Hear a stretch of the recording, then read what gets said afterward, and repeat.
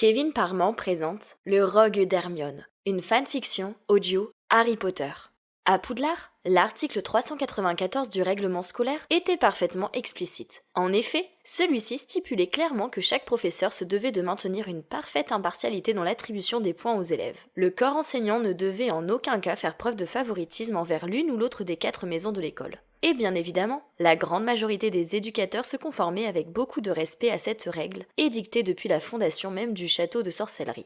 Néanmoins, il arrivait parfois que certains professeurs ne se gênent pas pour proclamer haut et fort leur préférence pour l'une ou l'autre des maisons. Par exemple, et c'était souvent le cas pour Severus Rogue, tout le monde savait que le maître des potions avait une nette préférence pour les élèves de Serpentard, car les marques d'affection qu'il donnait aux héritiers du fondateur Salazar étaient évidentes et non dissimulées. Parmi les professeurs qui transigeaient aussi beaucoup avec cet article 394, on pouvait citer Pomona Chourave, qui, elle, se mettait plutôt à chouchouter à l'extrême ses petits poufs-souffles, délaissant ainsi souvent les autres élèves des maisons rivales. Quoi qu'il en soit, dans cette course au point à laquelle se livraient professeurs et élèves, il survenait toujours un petit contretemps, chaque année, qui venait contrarier les plans et les stratégies de chacun pour tenter de remporter la coupe des 4 maisons. En effet, chaque année, les cours des forces du mal était dirigé par un nouveau professeur. Aussi, les élèves des différentes maisons tentaient-ils alors de séduire et de soudoyer ce tout nouvel arrivant dans les rangs des professeurs pour obtenir de lui quelques points supplémentaires par-ci par-là.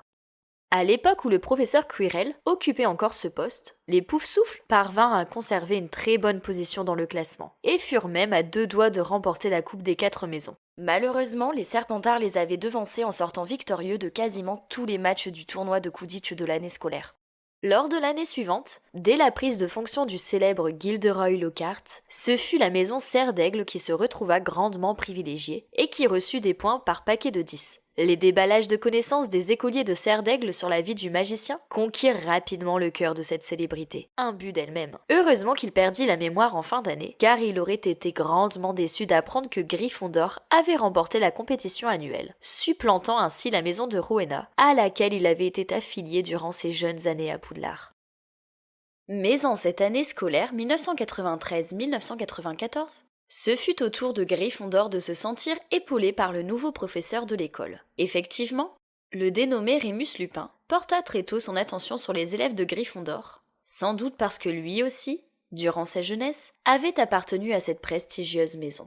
Aussi, quand la fin d'année approcha à grands pas, ce fut pour Lupin une immense déception de constater que le sablier de Gryffondor était aussi loin derrière ceux de tous les autres. Serpentard occupait la tête du classement depuis plusieurs mois déjà, et la maison devançait maintenant les 3 autres de beaucoup. Même Poufsouffle, qui pourtant arrivait en seconde position, avait un écart important avec Serpentard. Puis venaient ensuite péniblement Serre d'Aigle et Gryffondor, qui étaient tous deux à la traîne. Cette année, il allait falloir un véritable tour de magie pour parvenir à faire en sorte que Gryffondor gagne la coupe des 4 maisons. Tous les pronostics donnaient Serpentard gagnant, et il était plus qu'évident que cette année, la coupe allait être remportée haut la main par les élèves du professeur Rogue. Néanmoins, Lupin souhaitait à tout prix éviter que Gryffondor ne soit en dernière place du classement, car être dernier n'était jamais une très bonne chose pour les registres scolaires, et il voulait préserver au mieux le prestige de la maison de Godric auprès des générations futures. Tout ceci conduisit donc le professeur des forces du mal à préparer un examen de dernière minute, exclusivement réservé aux étudiants de Gryffondor, dans le but de sauver l'honneur de la maison. Avec ce cours surprise, il espérait obtenir au moins un ex-aequo avec Serre d'Aigle. Cependant, les contrôles de dernière minute étaient généralement très peu appréciés des étudiants, et cela pouvait très facilement se comprendre, car qui aime les contrôles surprises ? Même Hermione Granger, qui d'habitude était pourtant la première à apprécier ses devoirs inopinés, ne trouva pas cela de très bon goût. En effet, la jeune fille, contrairement aux autres collégiens, ne détestait absolument pas le fait de ne pas être prévenue d'un exercice minute. Bien au contraire, cela avait le mérite de lui donner l'opportunité de tester ses facultés magiques et de cibler ainsi rapidement ses manques de connaissances. Elle pouvait ainsi remédier à ses lacunes le plus vite possible, grâce aux nombreux livres qu'offrait la bibliothèque. Mais ce qui vint la déranger ce jour-là fut plutôt la nature de l'examen en lui-même. Car le professeur Lupin avait eu l'idée de faire passer un à un l'ensemble des élèves de Gryffondor devant le fameux écrin épouvantard. Et Hermione était comme la plupart de ses camarades, effrayée à l'idée de dévoiler sa peur la plus profonde aux yeux de tous.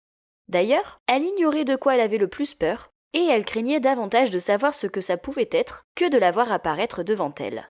La jeune sorcière avait lu tellement de choses horribles sur cette armoire magique qu'elle craignait plus que tout de se retrouver face à face avec ce meuble maudit. Aussi, quand arriva le moment où le professeur Lupin retira la couverture pour dévoiler l'armoire magique qui contenait l'épouvantard, Hermione sentit son sang se glacer en même temps qu'un frisson glacé parcourait son corps frêle d'adolescente de la tête aux pieds. La simple vue de cette armoire lui donna le tournis et une nausée s'empara d'elle. Alors, Hermione se mit à marcher à reculons, le plus discrètement possible, afin de se cacher derrière ses camarades de classe. Elle comptait bien rester le plus longtemps possible derrière tout le monde, le temps pour elle qu'elle se fasse au moins à l'idée d'affronter son épouvantard. Néanmoins, sa manœuvre ne passa pas inaperçue, et ses camarades refusèrent de la laisser se dérober ainsi, formant alors une barrière de leur corps, qui l'empêcha d'échapper aux yeux bleus perçants de Lupin. La cohue des étudiants attira l'attention de la part du professeur, qui ne tarda d'ailleurs pas à désigner immédiatement Miss Granger pour être la première à passer l'épreuve, ceci afin d'apaiser le groupe rapidement. À cet instant précis, Hermione aurait donné n'importe quoi pour avoir son retourneur de temps avec elle et pouvoir échapper à ce moment. Mais comme une idiote, elle l'avait déjà rendu au professeur McGonagall. Elle se serait donné des gifles. Alors que les élèves moldus étaient terrorisés à l'idée de réciter une simple poésie, les étudiants sorciers, eux, devaient vivre des choses bien pires que ça. Hermione aurait aimé à cet instant ne jamais avoir découvert qu'elle était une sorcière, pour pouvoir échanger sa place avec une moldue et réciter un petit poème au lieu d'affronter ce qui allait suivre. Quand le professeur Lupin appela une seconde fois Hermione à se présenter devant l'épouvantard, tous ses soi-disant amis, désormais soulagés de ne pas avoir été choisis en premier, la poussèrent en avant. Ils espéraient secrètement qu'elle puisse, en tant que meilleure élève de Gryffondor, rapporter le plus de points possible à leur maison. La jeune fille se souvint alors soudainement des premiers mots de Dumbledore, lors de sa première rentrée des classes. Gryffondor allait être comme une seconde famille pour elle. Après 3 ans passés à Poudlard, elle venait à l'instant de se rendre compte que toutes ces belles paroles n'avaient été qu'un vulgaire baratin pour amadouer et mettre en confiance les nouveaux résidents du château magique. Malgré sa réticence, la jeune sorcière dut néanmoins obéir à son professeur, et se plaçant devant l'épouvantard en tremblant et en soupirant pour essayer de masquer sa peur, elle attendit que sa plus grande frayeur se dévoile sans pudeur. Dans la salle de classe, une ambiance silencieuse et inquiète s'était installée, et tous les élèves attendaient maintenant en silence la manifestation de la plus grande peur de la jeune fille.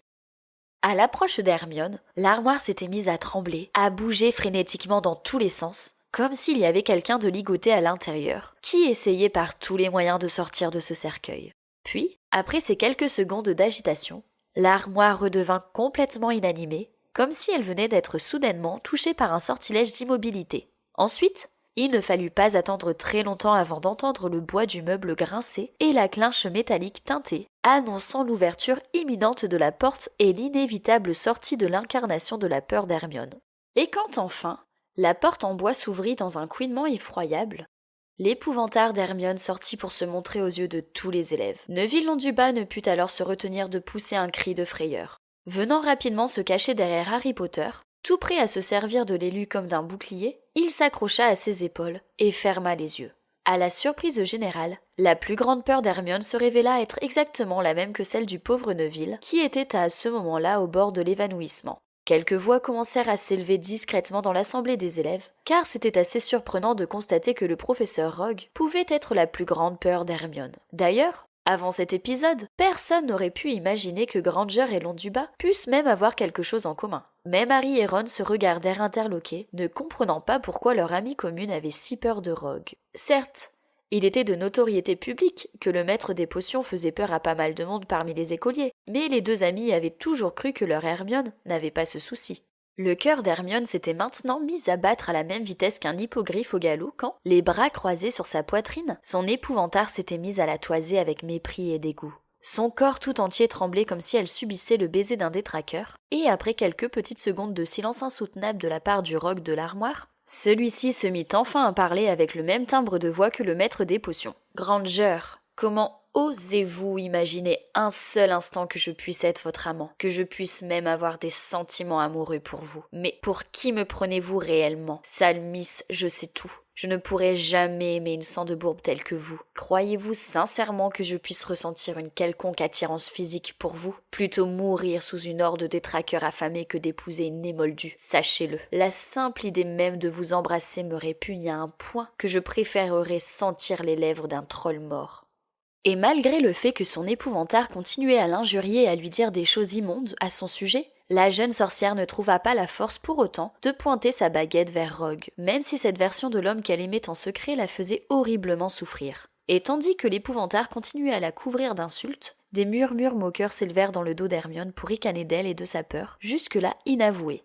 Sans gêne, les élèves de Gryffondor s'étaient maintenant mis à rire de bon cœur face à cette situation, et Hermione, prise en sandwich entre les insultes de Rogue et les moqueries de ses camarades, ne put supporter bien longtemps cette torture. Elle s'enfuit de la salle de classe en dissimulant son visage noyé de larmes dans ses mains.